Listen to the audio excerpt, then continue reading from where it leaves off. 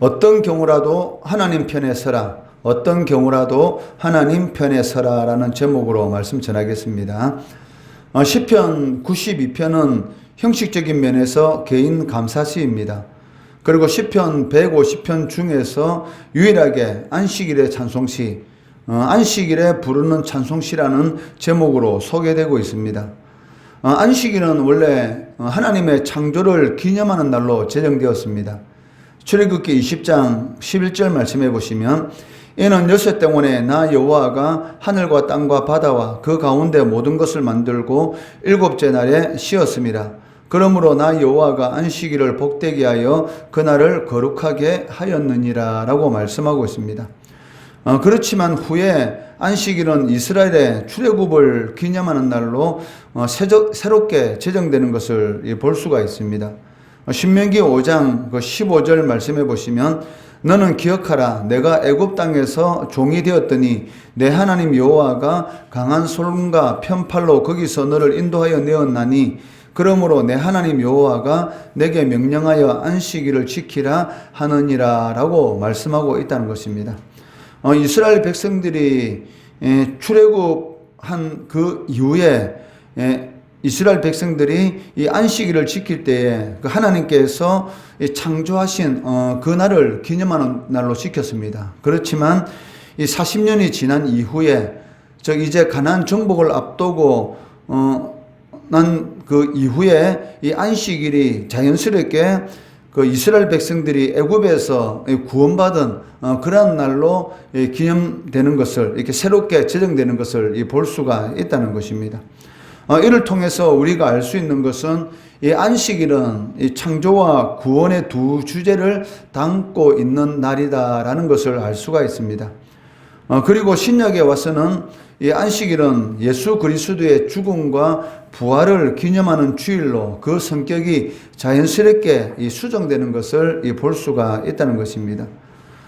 그러므로 이 안식일은 그 하나님의 백성에게 있어서 그 하나님을 이렇게 예배하는 그런 이 거룩한 날이고 예배를 통해서 그 하나님의 살아계심을 체험하고 믿음으로 살 수 있는 힘을 얻는 날이다라고 할 수가 있습니다.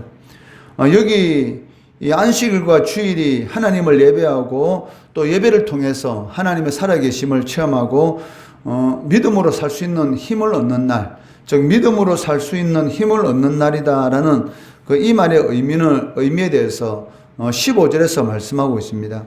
그 15절 말씀해 보시면 여호와의 정직하심과 나의 바위 되심과 그에게는 불의가 없음이 선포되리로다라고 말씀하고 있습니다. 세상에 이 불경풍을 볼 때마다 그 신앙과 우리의 삶이 이 괴리되는 것 때문에, 즉 조화되지 않는 것 때문에 우리들은 이 신앙생활을 하면서 하나님의 정의 그리고 하나님의 이 섭리에 대해서 의심을 품을 때도 있습니다. 그렇지만 시편 기자는 뭐라고 선포하십니까? 하나님은 정직하시고 하나님께는 불의가 없다라고 선포하고 있다는 것입니다. 즉 이것이 믿음의 힘이고 믿음의 능력이다라고 시편 기자는 선포하고 있다는 것이죠.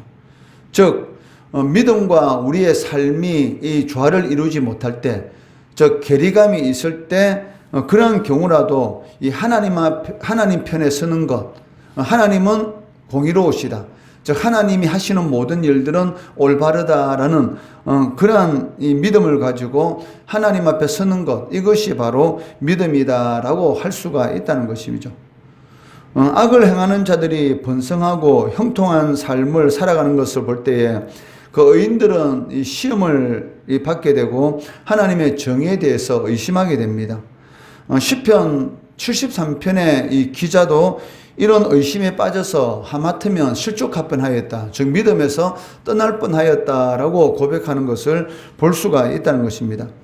시편 73편 2절에서 4절 말씀해 보시면 나는 그의 넘어질 뻔하였고 나의 걸음이 미끄러질 뻔하였으니 이는 내가 악인의 형통함을 보고 오만한 자를 질투하였음이로다. 그들은 죽을 때에도 고통이었고 그 힘이 강건하며 사람들이 당하는 고난이 그들에게는 없고 사람들이 당하는 재앙도 그들에게 없나니라고 탄식하고 하는 것을 볼 수가 있습니다. 그 하나님의 이 공의의 이 법에 따르면 당연히 악인들이 하나님의 징계를 받아서 이 멸망당하는 것이 당연한 것입니다. 그런데도 불구하고 오히려 하나님의 말씀과는 전혀 다른 악인들이 오히려 더 형통한 그런 삶을 볼 때에 이 시편 기자는 이 실족할 뻔하였다. 즉 하나님의 공의에 대해서 의심함으로 인해서 믿음에서 떠날 뻔하였다라고 말을 하고 있다는 것이죠. 92편 오늘 이 본문의 시편 기자도 이와 동일한 고백을 하는 것을 볼 수가 있습니다. 7절 말씀해 보시면 악인들은 풀같이 자라고 악을 행하는 자들은 다 흥황할지라도 영원히 멸망하리이다 라고 고백하고 있다는 것입니다. 시편 기자가 보기에도 악인들은 너무나 이 풀같이 순식간에 번성하는 것 같고 악을 행하는 자들은 모든 일이 다 흥하는 것 같이 그러한 이 삶이 보이고 있다는 것입니다. 팔레스타인 땅은 평소에 메말라 있습니다. 그렇지만 비가 한번 내리면 식물들이 무섭게 자라고 번성하는 것을 볼 수가 있다는 것이죠.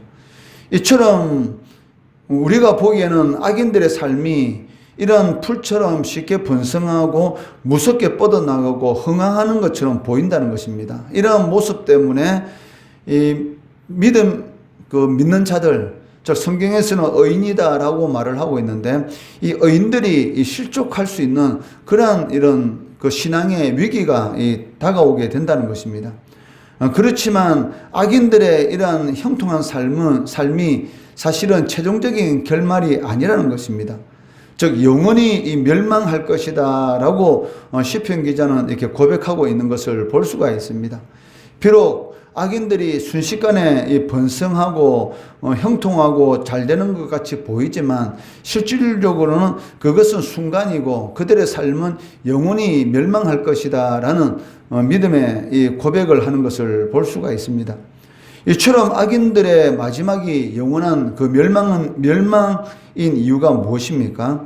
그 6절 말씀해 보시면 어리석은 자도 알지 못하며 무지한 자도 이를 깨닫지 못하나이다 라고 말씀하고 있습니다.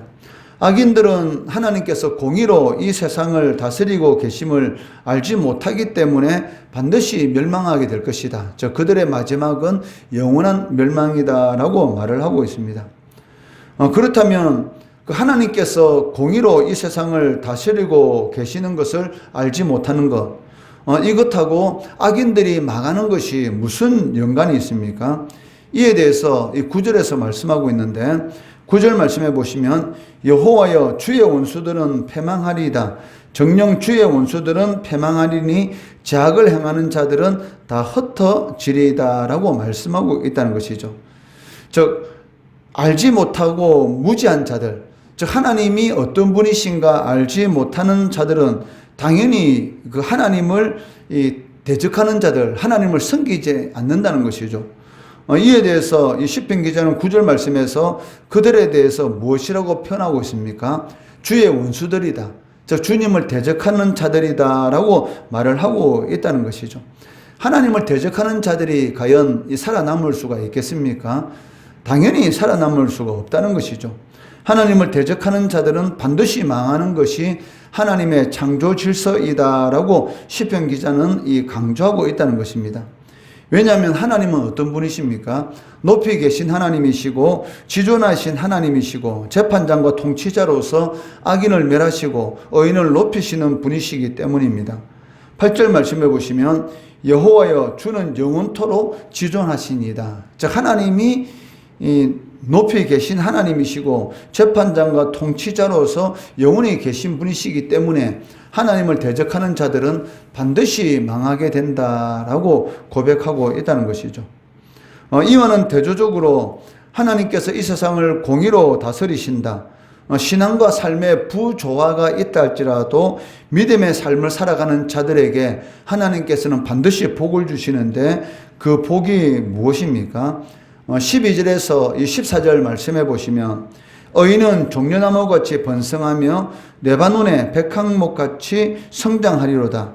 이는 여호와의 집에 심겼으며 우리 하나님의 뜰 안에 번성하리로다. 그는 늙어도 여전히 결실하며 진액이 풍족하고 빛이 청정하니라고 말씀하고 있다는 것이죠. 악인들은 풀처럼 쉽게 번성하다가 순식간에 메말르게 될 것이지만 의인은 종려나무와 백향목같이 사시사철 푸른 나무와 같을 것이다 라고 말씀하고 있습니다. 의인들이 이처럼 종려나무와 백향목같이 사시사철 이 열매를 맺는 그 푸른 나무와 같은 삶을 살 수 있는 그 이유가 무엇입니까? 이 12절에서 24절 말씀해 보시면 의인들은 어디에 있다는 것입니까? 여호와의 집에 신겼고 하나님의 뜰 안에 있다라고 말을 하고 있습니다.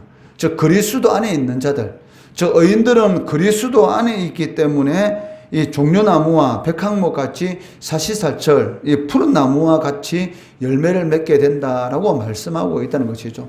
이를 통해서 우리가 알 수 있는 것은 성도가 때를 따라서 열매를 맺을 수 있는 것, 어떤 상황 가운데 있을지라도 흔들리지 않는 이 바위와 같은 하나님의 은혜를 누릴 수 있는 것은 어디 안에 있을 때, 즉 여호와의 집 안에 있을 때, 즉 하나님의 뜰 안에 있을 때, 그리스도 안에 있을 때만이 이 번성한 이런 풍성한 때를 따라 열매를 맺는 그러한 삶을 살아갈 수 있다라고 말씀하고 있습니다.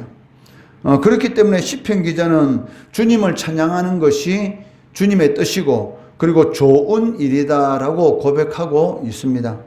1절에서 3절 말씀해 보시면 지존자여 시편권과 비파와 수금으로 여호와께 감사하며 주의 이름을 찬양하고 아침마다 주의 인자하심을 알리며 밤마다 주의 성실하심을 베품이 좋으니이다 라고 말씀하고 있다는 것이죠.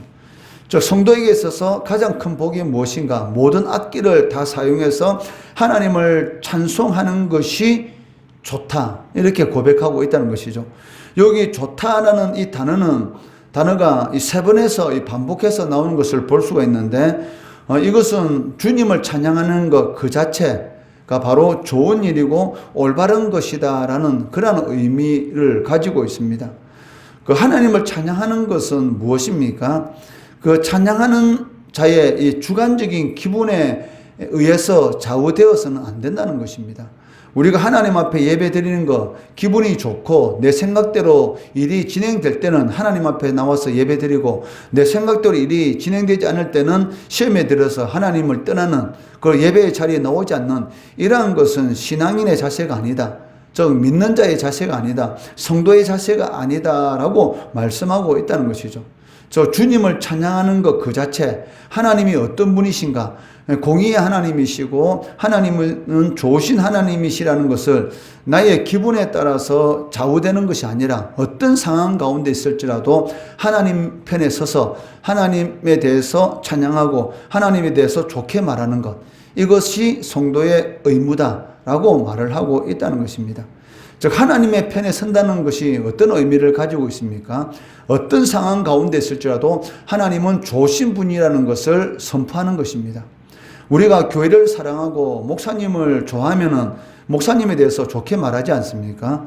마찬가지인 것이죠. 교회를 사랑하는 사람이 교회에 대해서 나쁘게 말하지 않습니다. 우리 교회는 너무나 좋은 교회고 우리 목사님은 너무나 좋으신 분이시고 우리 목사님의 설교는 너무나 은혜롭고 이렇게 항상 좋게 이야기할 수밖에 없다는 것이죠. 마찬가지로 성도가 하나님 편에 선다는 것은 어떤 상황 가운데 있을지라도 하나님에 대해서 좋게 말하는 것, 즉 하나님을 찬양하는 것이다 라고 말씀하는 것을 보게 됩니다.